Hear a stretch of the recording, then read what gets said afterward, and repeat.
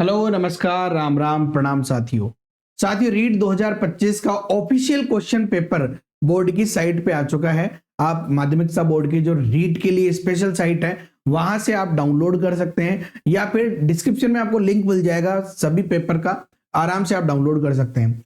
साथ ही साथ ये भी एक और चीज ध्यान रखना कि जो पेपर है उसके अंदर चारों सीरीज दी हुई है, ए बी सी डी। आपका जो भी सीरीज थी उसकी आपको आंसर की जो थी, जो आपकी ओमार शीट थी उसकी कार्बन कॉपी आपको दी गई थी, ठीक है ना। तो यहाँ पे सीरीज ए का पेपर में सोल्व करा रहा हूं, तो आप ये देख लें कि आपका ये जो क्वेश्चन है कौन से नंबर पे है और उससे आप क्रॉस चेक कर सकते हैं। आपको कोई टेंशन नहीं है कि यार मुझे तो याद ही नहीं है मेरा क्वेश्चन कौन से नंबर पे था, कोई बात नहीं। आप पेपर डाउनलोड करो साइट से या फिर डिस्क्रिप्शन में भी आपको लिंक दे दूंगा मैं पेपर का, तो वहां से भी आप डाउनलोड कर सकते हैं। तो आज हम बात करेंगे लेवल 1 प्रथम पारी का जो पेपर था 27 तारीख को, आंसर कीज के बारे में। वो भी सबसे सही, सबसे सटीक, बिल्कुल 100%। जो भी क्वेश्चन मैं बता रहा हूं वो बिल्कुल 100% सही है। चलिए तो बिना देर करे शुरू करते हैं। हम बात करेंगे मैथ्स के प्रश्नों की। साथियों पहला प्रश्न आपका था, एक कुर्सी को 1080 में बेचने पर अगर 10% की हानि होती है तो इस कुर्सी को कितने में बेचेगी 10% का लाभ हो। बहुत आसान सा प्रश्न था। 90% का मतलब दे रखा था 1080, तो आपको 1% का मतलब निकालना था 1080 बटा 90 और 110% का निकालना था तो इंटू 110। तो 900 ये कटा 00, 9 से कटा ये 120 बार, कितना आ गया 12 इंटू 11 132, यानी कि 1320 इसका आंसर आ जाएगा, ठीक है ना। तो मैं यहाँ पे आपको डायरेक्ट कराऊंगा सारे प्रश्न, कोई विशेष सॉल्यूशन नहीं दूंगा, डायरेक्ट समझा रहा हूं यहाँ पे आपको मैं। चलिए अगला प्रश्न था अपना, प्रत्यय तथा प्रत्यभिज्ञान का विकास देखिए किसमें होता है, ज्ञान के अंदर। ज्ञान में प्रत्यय शब्दों का प्रत्यय और प्रत्यभिज्ञान यानी पहचान उनकी यहाँ पे होती है। चलिए अगला प्रश्न आपका था कि 1.27 पे बार है तो कैसे करेंगे। आपको पता ही था कि 1 + 2 7 बार हटा देते हैं, इसके नीचे 99, 9 का भाग देंगे 3 बार, 9 का भाग देंगे 11 बार, 11 कम 11 और 3 14/11 इसका आंसर हो जाएगा, ठीक है ना। बहुत ही आसान सा ये प्रश्न था। अगला प्रश्न 94, सीरीज ए वालों के लिए तो बहुत इजी है, आपको कुछ नहीं करना, आप तो डायरेक्ट मिलान कीजिए, बाकी को आराम से क्वेश्चन देखो। मैं इसलिए एबीसीडी नहीं बता रहा हूँ, क्वेश्चन समझा रहा हूँ ताकि आप अपनी सीरीज देख के आराम से मिलान कर लो। यद्यपि गणित तर्कशास्त्र की एक शाखा नहीं है फिर भी यह तर्कपूर्ण भाषा है, यह कथन किसने दिया। आपको पता है कि गणित की भाषा कैसी है, तार्किक है, तो यह कथन किसने दिया है, तो हमारा ये कथन दिया है option number A Bertrand Russell ने, ठीक है ना। अगला प्रश्न है हमारा, 60 से 80 के बीच सभी अभाज्य संख्याओं का योग। तो 60 से 80 के बीच सारी अभाज्य संख्याएं कौन कौन सी है, 61 है, 67 है, 71 है, 73 है और 79। इन सबको आप जब जोड़ोगे तो कितना आंसर आ जाएगा अपना 95, यानी कि 351 इसका आंसर आ जाएगा। आसान सा प्रश्न था। अगला प्रश्न है साथियों, देखिए अगला प्रश्न, आंकड़ों को स्तंभों और पंक्तियों में क्रमबद्ध रूप से प्रस्तुत करने की व्यवस्था को कहते हैं। देखिए अब साफ दिख रहा है, मतलब आपको कुछ अगर नहीं भी पढ़ा हुआ तो भी मध्यमान हो नहीं सकता, माध्यिका नहीं हो सकता। अब यहाँ पे दो में जरूर कंफ्यूजन हो सकता है, तो दंड आलेख तो एक आलेख है जो कि चित्र के रूप में दर्शाया जाता है। यहाँ पे पंक्ति और स्तंभ की बात हो रही जो कि क्या है, सारणियन। बस कितना इजी प्रश्न था। अगला प्रश्न देखिए, 1260 में खरीदा, 1197 में बेचा। अच्छा हानि कितने की हो रही है, घटाओगे तो 63 रुपए की हानि हो रही है। हानि प्रतिशत यानी कि 1260 गुणा 100, ये 1 0 से 1 0 कटा, 63 दूनी 126, 2 से कटा 5 बार, 5% इसका आंसर आ गया। कितना इजी प्रश्न आया, ठीक है ना, बहुत ज्यादा मेहनत करनी ही नहीं थी। लीलावत नामक पुस्तक के लेखक, देखिए अगर आपने ओल्ड पेपर सॉल्यूशन पढ़े होंगे, ठीक है ना, तो सेकंड ग्रेड 2011 के अंदर ये प्रश्न आया हुआ है। भास्करा द्वितीय ने यहाँ पे लीलावत नामक पुस्तक लिखी है। चलिए अगला प्रश्न देखते हैं अपन।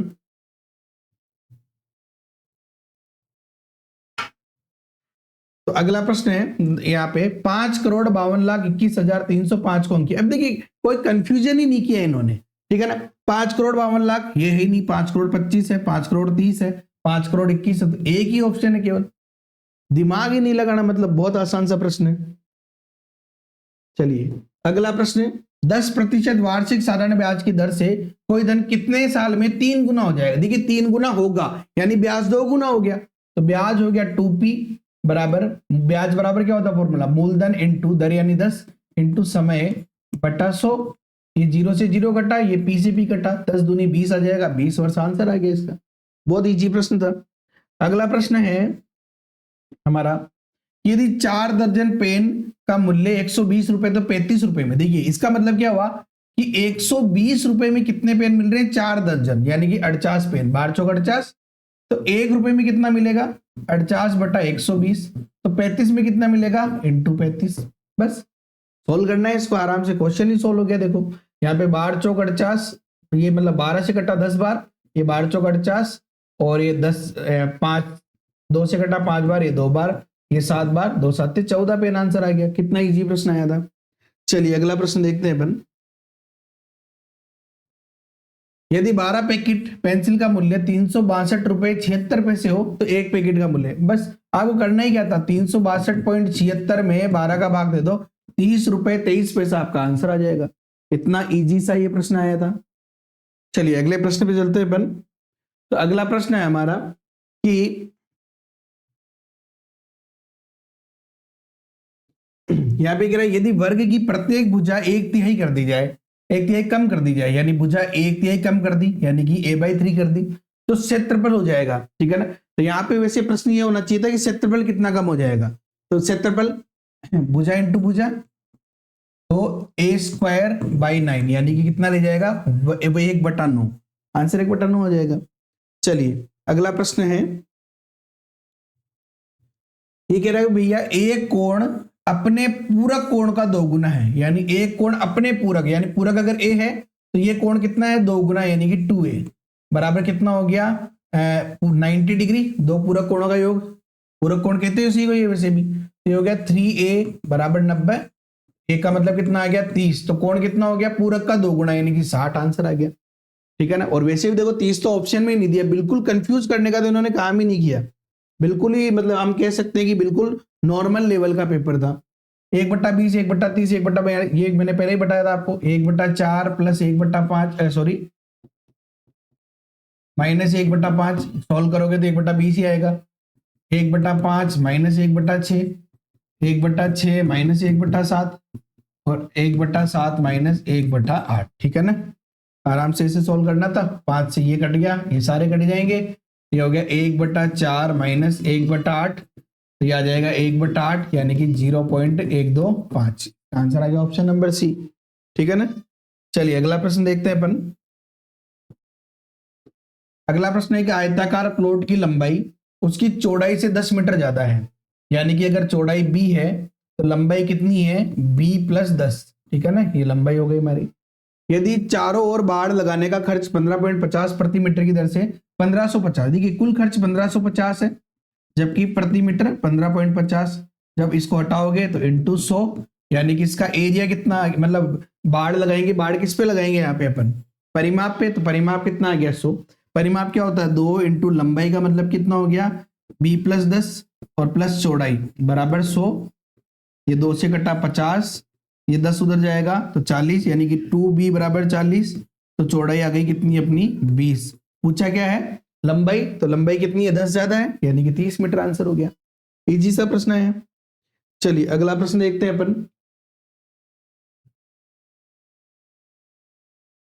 16 और 36 का लघुत्तम समाप्त प्रत्यय और महत्तम समाप्त प्रत्यय का अनुपात, लघुत्तम समाप्त प्रत्यय कितना आ जाएगा 144 और HCF यानी कि 4 हो गया, काटो इसको तो ये आ जाएगा 36:1, 4 से कट जाएगा, आंसर आ गया ऑप्शन नंबर ए इसका आंसर। चलिए अगला ऑप्शन देखते हैं अपन।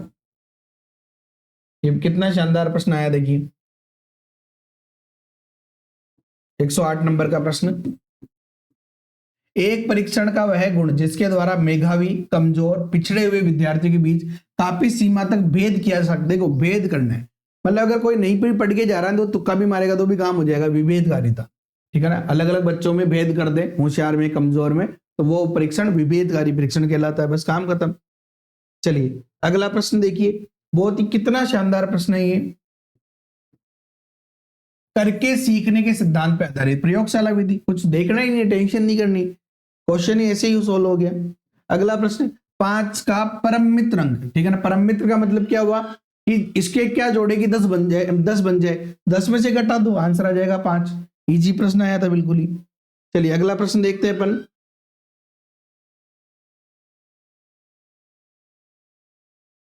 तो अगला प्रश्न है, मूल्यांकन प्रक्रिया को त्रिकोणात्मक रूप किसके द्वारा प्रदर्शित किया गया? Doctor Bloom.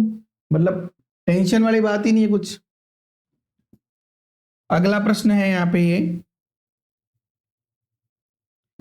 यहाँ पे मान दिया हुआ है अपने को सारे कोणों का। अब हमें पता है कि एक रेखा पे जितने भी एक ही तरफ के कोण है इनका योग 180 होता है रेखिक युग्म से। तो 5x और 3 8 और 1 9, तो 9x और 2 से तो 2 कट ही जाएगा, बराबर कितना होता है 180 डिग्री। तो x का मान आ गया हमारे पास 20। क्या पूछा? AOD यानी ये कोण 5x, यानी कि 5x का मतलब कितना आ गया 5 × 20 यानी कि 100। आंसर आ गया 100 हमारा, क्वेश्चन खत्म। चलिए अगला प्रश्न देखते हैं अपन। सबसे बड़ी भिन्न, देखो मैंने पहले भी बहुत बार बता रखा कि अगर इन सबका अंतर, देखिए अंतर यहाँ भी 2 है, इनमें भी 2, इनमें भी 2, इनमें भी 2, अगर अंतर सेम है अंश और हर में, तो जो बड़ा है वो बड़ा रहेगा, छोटा है वो छोटा रहेगा। तो सबसे बड़ा क्या है 19/21, तो आंसर भी 19/21 आ जाएगा। Question solve.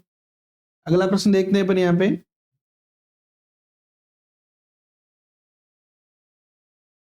तो अगला प्रश्न है, निम्न में से किसको शिक्षा का केंद्र मानते हुए पाठ्यक्रम निर्माण? देखिए पाठ्यक्रम निर्माण किसको शिक्षा का केंद्र मानना चाहिए? विद्यालय, शिक्षक, अभिभावक या बालक? भाई पढ़ाना किसको है? बच्चे को, तो उसी को मानो। बालक यहाँ पे शिक्षा का केंद्र। Question solve. अगला प्रश्न है यहाँ पे, ये तो भैया एक प्रकार से मान के चलो कि ये पेपर की पुप्पा जी है, 115 नंबर का प्रश्न हर बार आते हैं। निम्न में से किस परीक्षण से विद्यार्थियों की विशिष्ट विशेष विषय अधिगम कठिनाइयों तथा कमजोरियों का पता लगाया? देखिए अधिगम कठिनाई और कमजोरी का पता निदानात्मक परीक्षण में लगाया जाता है और इनको दूर उपचारात्मक में किया जाता है। काम खत्म। अगला प्रश्न है यहाँ पे, 4 क्रमागत सम संख्या को औसत 23, हमारी कटप्पा विधि कहाँ काम आएगी? 23 से तो ये 22 और ये 24, इसके पहले का 20, इसके बाद का हमारा 26, खत्म। सबसे बड़ी संख्या कौन सी है? तो 26 आंसर है। Question solve. चलिए अगला प्रश्न देखते हैं हम। निम्न में से किसने सूक्ष्म शिक्षण माइक्रो टीचिंग का विकास किया? तो ड्वाइट डब्ल्यू एलन ने। ठीक है, माइक्रो टीचिंग का विकास किसने किया है? तो ड्वाइट डब्ल्यू एलन ने यहाँ पे माइक्रो टीचिंग का विकास किया है। अगला प्रश्न, ठीक है आप बीएड एसटीसी करते हैं वहां से भी आपके बहुत शानदार शानदार प्रश्न बनते हैं। एक खंबे का 3/10वां भाग कीचड़ में, 3/5वां भाग पानी के अंदर। तो देखिए 3/10वां भाग कीचड़ में, 3/5 को मैं 6/10 लिख सकता हूं। तो देखिए टोटल कितना हो गया 9/10, यानी शेष कितना बचा?